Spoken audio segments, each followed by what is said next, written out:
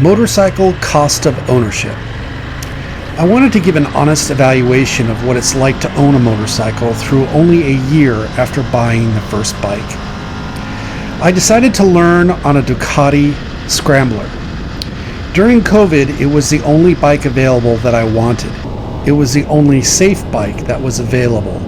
I had no idea what I was getting myself into. Don't worry, it was a good decision. I bought the bike because it was low enough to the ground. When I sat on it, it wasn't intimidating. I had been intimidated all my life because I was never given enough opportunity to develop a comfort of motorcycles, even though my mom's boyfriend was an AMA announcer. The irony is so precious, isn't it? I believe the Ducati Scrambler is one of the best motorcycles to learn and own. One, because it's so low to the ground, the center of gravity, to instill such an honest level of confidence in anyone who doesn't have any. It's so obviously doable.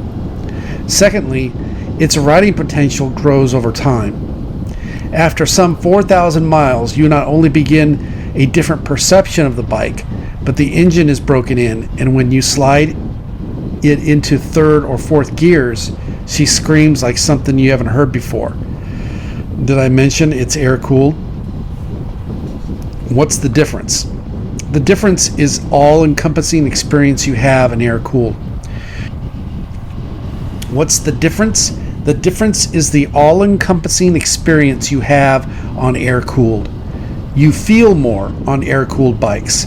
It's more of a raw ride, where liquid-cooled bikes make you feel like you're on a rail, smooth and controlled. Air-cooled makes you feel like you're off-road even though you may be on-road. It rumbles, it screams, it shouts, and those gears, third and fourth, oh my, they are fun because you've never felt or had those experiences before. It makes you laugh every time. Maintenance. That's what everyone cares about. The only thing I look at this point is tire pressure and cleaning the chain. That's it. Air filters and hoses and coolant? Later.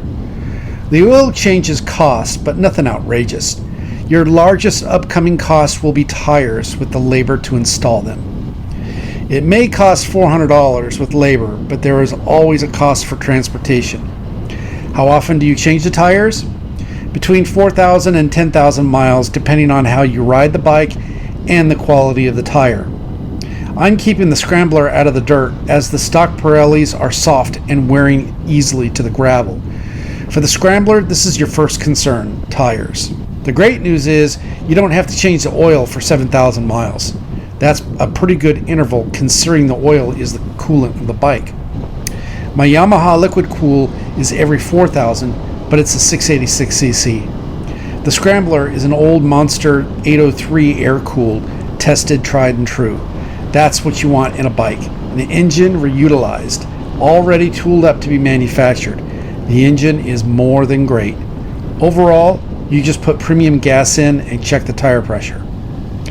Later on down the line, the hoses will need to be addressed, but how often do you address them in a car? They aren't worth talking about as far as considering total cost of ownership. I don't modify anything except adding grab handles. That's it. I buy my bikes and I use them. I don't spend any more money on modifications. Insurance and registration is moderate and affordable. I spend about $25 a month on insurance, and the registration is less than $200. So how much do I spend on gas? Both my twin-cylinder bikes get around 50 miles per gallon on average. One basic bike ride cost me about upwards of $15. Yeah, it used to be about $5. People will have to die to get back to that price. No motorcycle is dirt cheap. There will be some basic income requirements to pay for these things. But when you line it up against a car, the only thing a car gives you is greater storage for grocery shopping. Ask anyone who adds a hobby to their life. Golf, disc golf, firearms, cycling, fishing, skiing, they all cost money. The only difference is, with a motorcycle, the opportunity is right in my garage anytime I wish to exercise my mind to get out and have a good time. The rest of them are truly painful to begin your day. One thing I will say about owning multiple bikes, we take things for granted. When I ride my air-cooled Scrambler and when I ride my liquid-cooled Tenere, I forget their strengths and their ride qualities. After riding the Tenere, I get back to the Scrambler and I laugh at how much easier it is due to the lower center of gravity. The carefulness of thought is eliminated and I can just relax. It takes corners very well. Sometimes in my failings of approach to a turn at greater speed than desired, the lean on the Scrambler is awesome, but nothing I want to keep testing.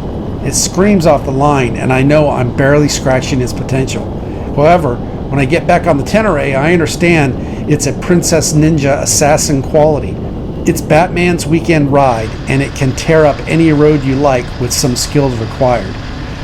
The same curve-cutting ability is there just like with the Scrambler, but a slightly different experience. On the gravel roads, I laugh because the Tenere just eats it up. The lower to the ground Scrambler can as well, but it's not quite as confident. The point is, you feel the difference and appreciate the specific bike more than when you have only one to remind you of those aspects of a bike. The contrast is important. If you are thinking about getting a motorcycle, do it. You won't regret it. It takes some level of determination, and in some ways that's good. You don't want people who really think they want a bike and then make it too easy for them to get on one, then break their neck. Ride with purpose, to challenge yourself, to get outdoors, to learn something, to take care of something, to appreciate a machine that gives you that much fun and adventure, and respecting the road and the bike to keep you safe.